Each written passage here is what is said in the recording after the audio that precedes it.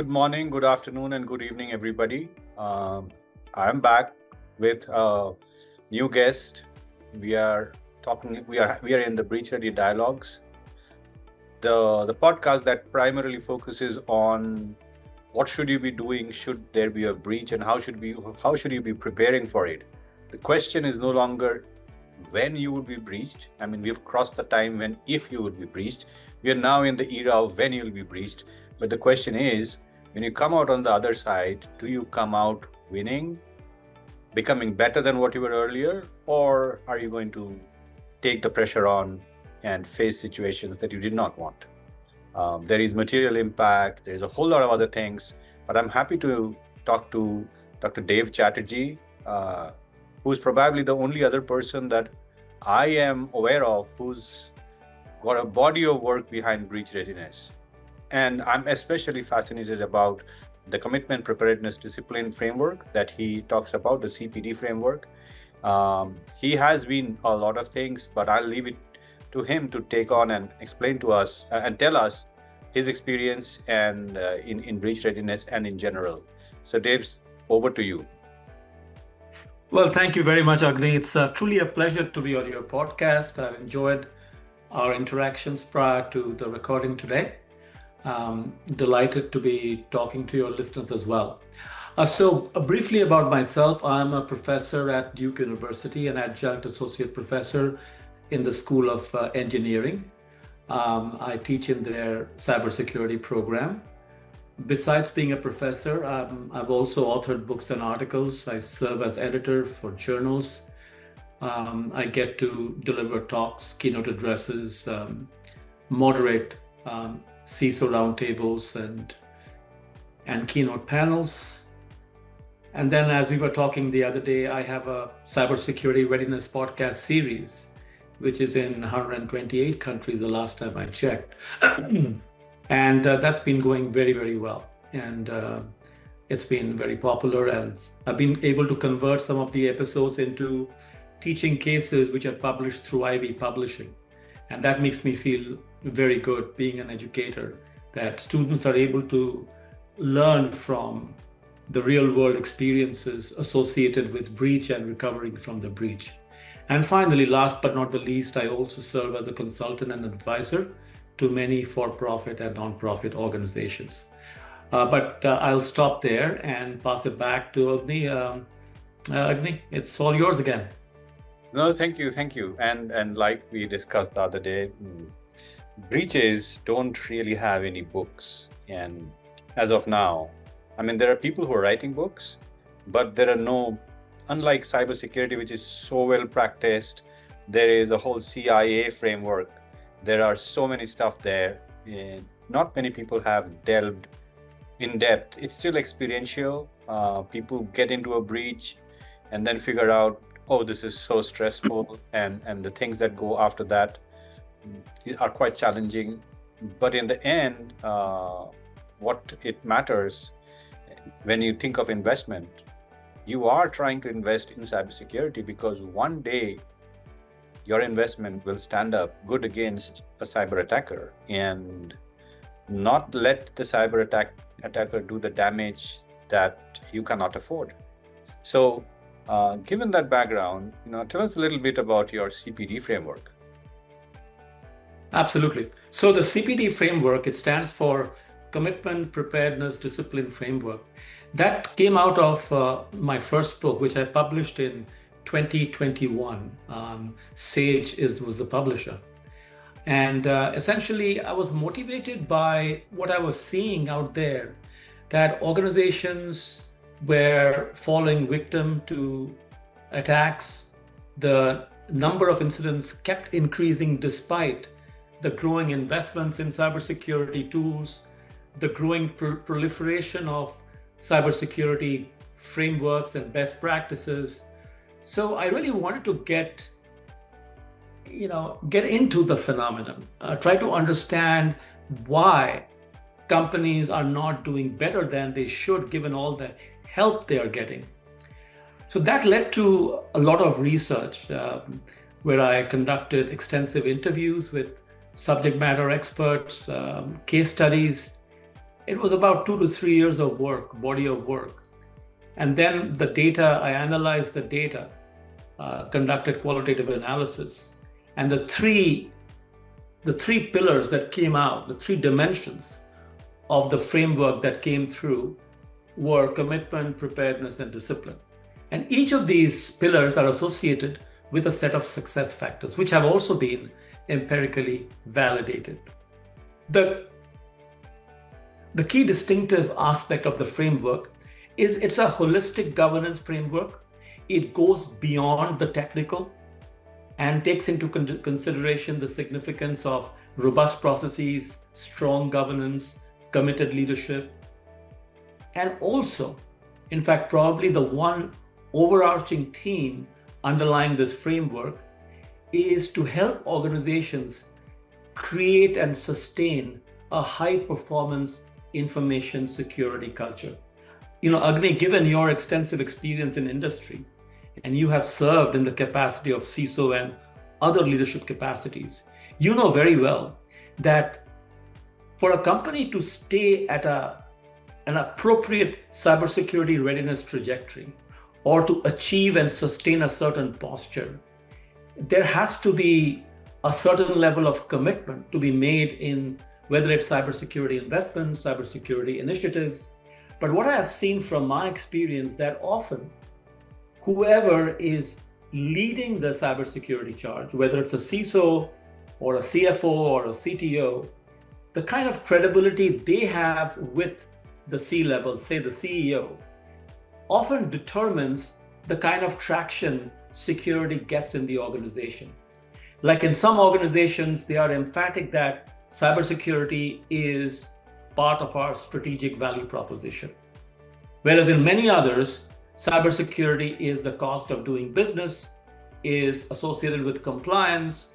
Let's somehow get done with it. Let's keep the regulators happy. Let's achieve our compliance certificate so we can do our business. So the mindset varies from organizations to organizations.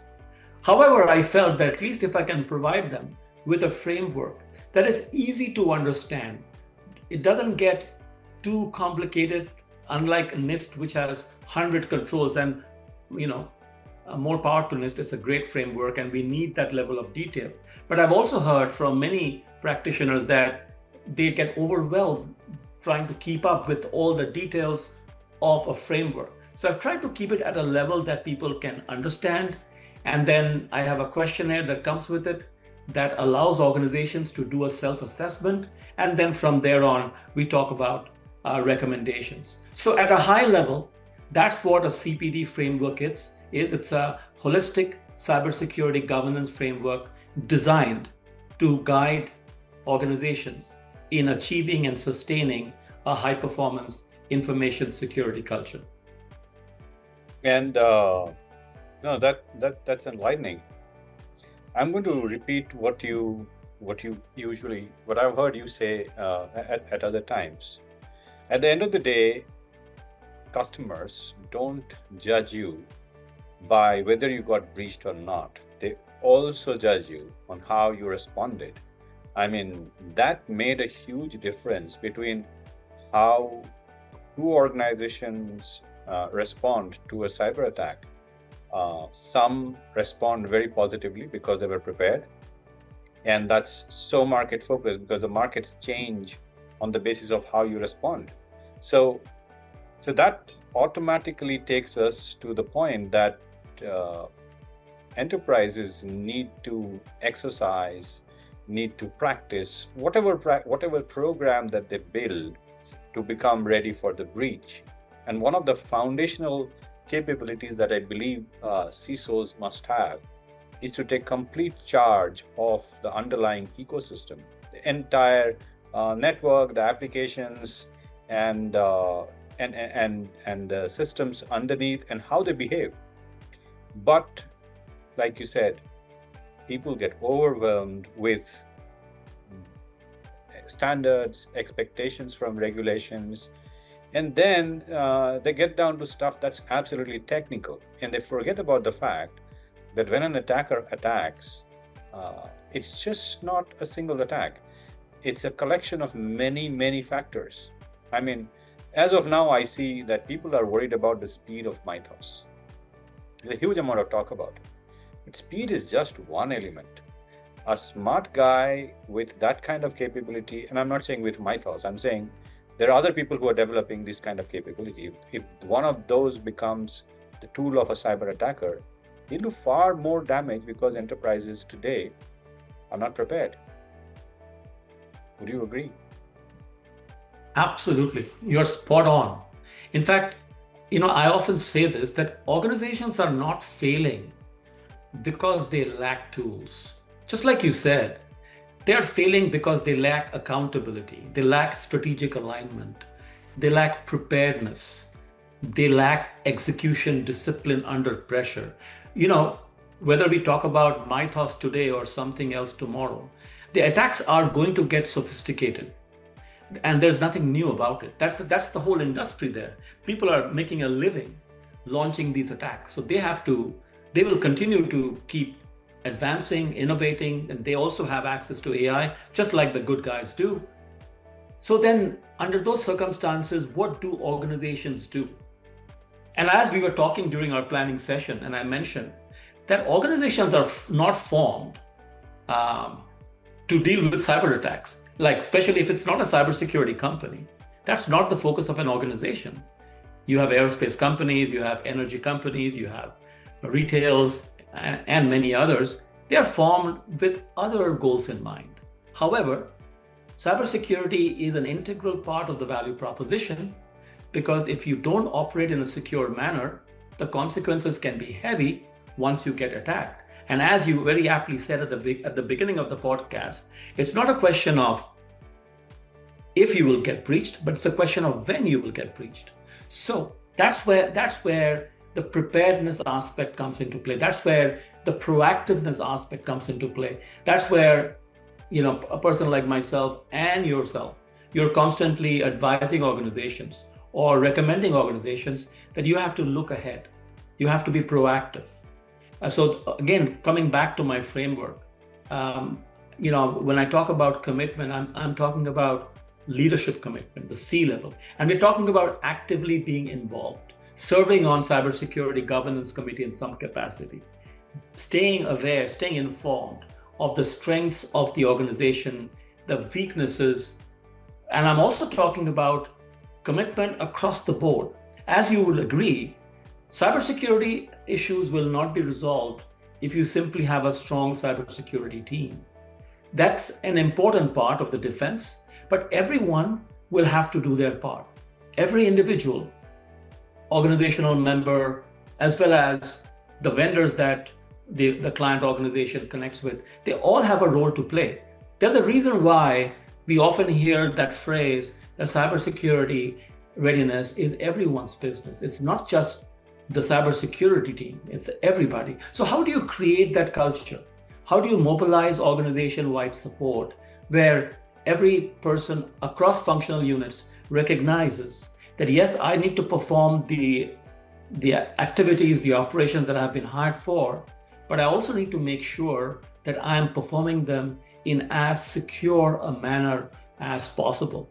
So that's the commitment aspect. Preparedness is when you get into the nuts and bolts and make sure you're using the relevant technologies, your processes are robust, and so on and so forth. And I won't get into the details right away. And finally, discipline, which is very critical. It's just like brushing your teeth in the morning. It's a hygiene that you have to have in place and you have to sustain it. Similarly, what are some of the fundamentals, the basics of cybersecurity hygiene? Making sure your systems are patched, making sure you're not only logging the intelligence you're receiving, but you're also acting on the intelligence and also logging what decisions did you take based on the intelligence you received. If you choose not to act based on the intelligence you received, that's perfectly fine as long as you provide a justification. Maintaining such detailed logs has come in so handy for many organizations who have had to go to the court of law and plead their case against accusations of gross negligence. But then when they are able to show documents which shows that they have gone above and beyond, they have been substantive in their approach to cybersecurity readiness. They have gone beyond just checking the box. They've been truly committed. When that comes through to the judge and the jury, the organization looks a lot better. The organization looks a lot better even in front of the media, the general public. So, coming back to the fundamentals, it's really about recognizing this threat is not going to go away. And the way to deal with it is not to just pass it on to somebody else or to some team, but to deal with it head on and take a very comprehensive, deliberate, and a substantive approach. That's what I keep harping. This is not rocket science. Even a person who has no technical background, no computer science background, no cybersecurity background, but is interested in getting to the bottom of the problem, the bottom of the situation, asking the right questions, they can very well do a great job in ensuring their organization is operating in as secure a manner as possible. In fact, since you bring it out,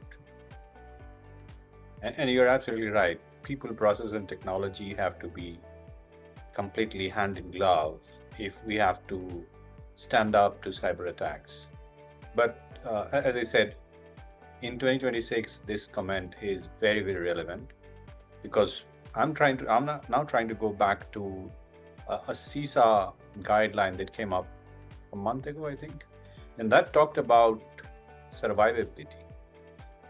It's not about responding to a cyber attack, it's about survivability. And one of the key things that I believe that people have been struggling with for quite some time is material impact. People think about it differently, and I think the question is how much disruption can we actually absorb before the organization suffers an unacceptable business harm. And that is a decision that the CXOs and the leaders must take before especially if they are not in the cybersecurity world. If they are, let's say, oil and gas, or their healthcare, their hospitals, they are manufacturing, anything. Because material impact is not a cybersecurity metric. It's an indicator of how much survivability someone has. There could be thresholds for how long will you tolerate downtime, how much of production degradation is acceptable, or maybe maybe interruption in patient care. Stryker, a medical manufacturing company, provides beds, connected beds. They were disrupted, and that became big news. Then how much revenue loss are you willing to take? How much of logistics disruption, or maybe the exposure of the safety systems? How much of and if somebody is in the business of data, how much of or finance, how much of corruption can you handle there in terms of data corruption? And then there is, of course, the supply chain, the regulatory exposure, and the most important part is recovery. We've been trained to think of business continuity as a solution to a breach, but I don't think that's all.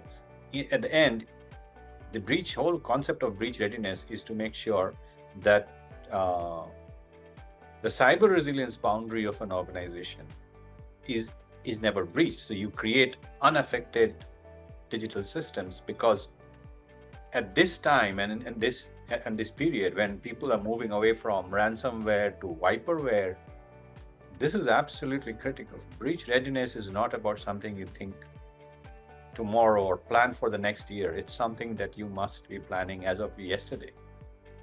Would you agree on that? Yeah, I mean, totally agree. In fact, I want to reiterate a couple of things you mentioned. One of which is cyber threat modeling. I like to use this phrase, destroy your business analysis, or destroy your business initiative. It was first, at least I read about it for the first time in a case study.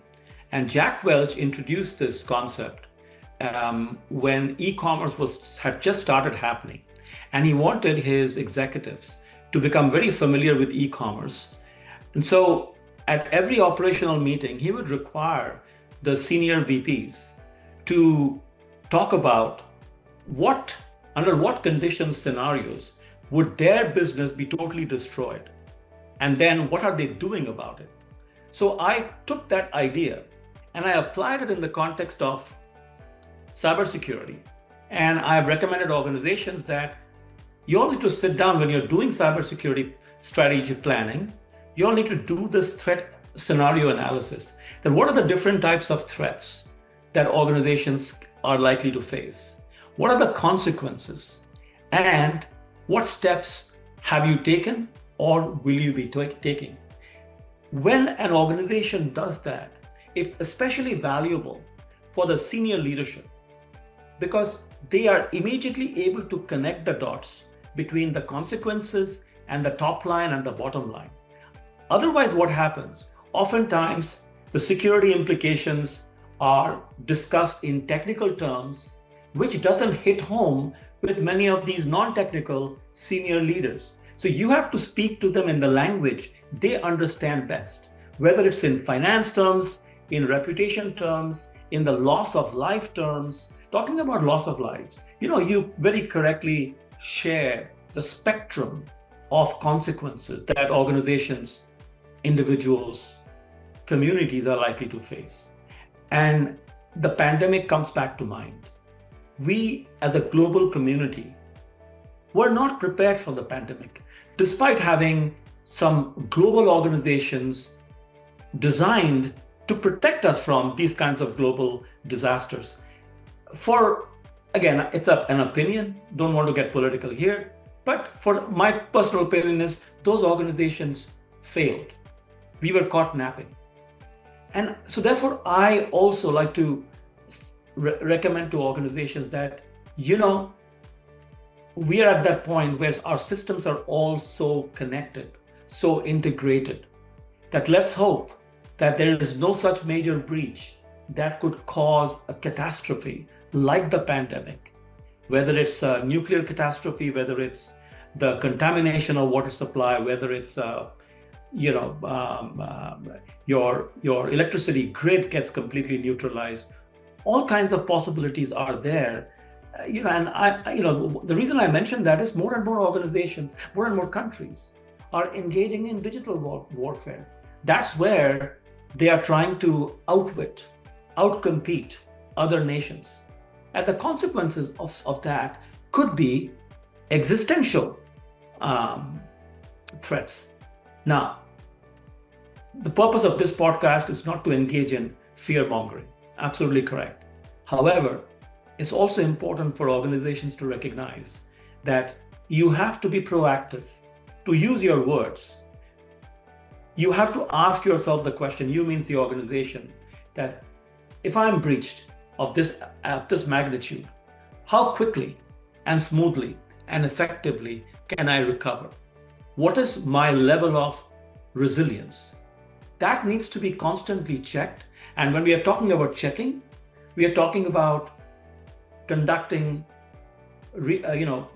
not tabletop exercises, going beyond tabletop exercises, conducting exercises which simulate breach scenarios as best as possible.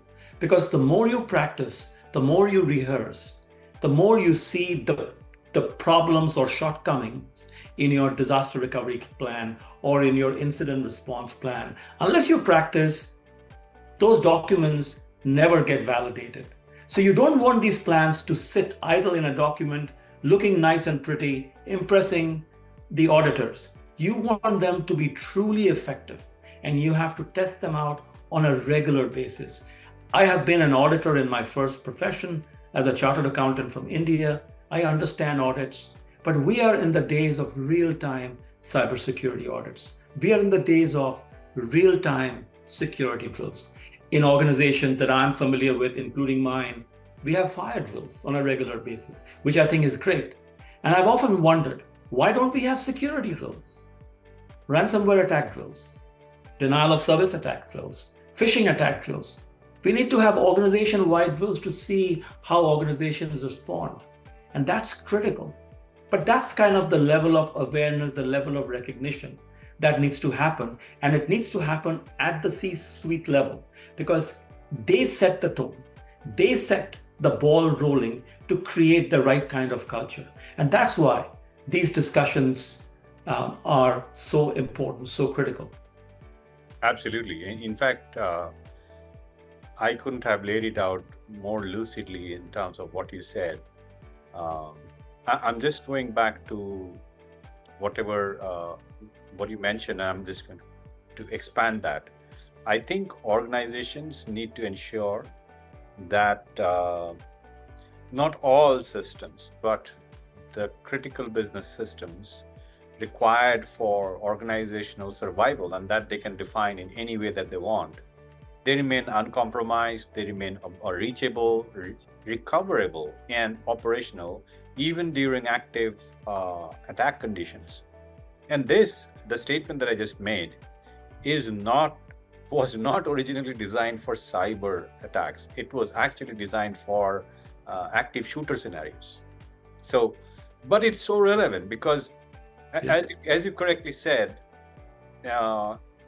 practicing your organizational response to a catastrophic cyber incident or a breach is absolutely crucial for the survival of an organization. Because, and I'm going back to what you wrote in earlier, organizations are not measured only by how well did they respond to a cyber attack.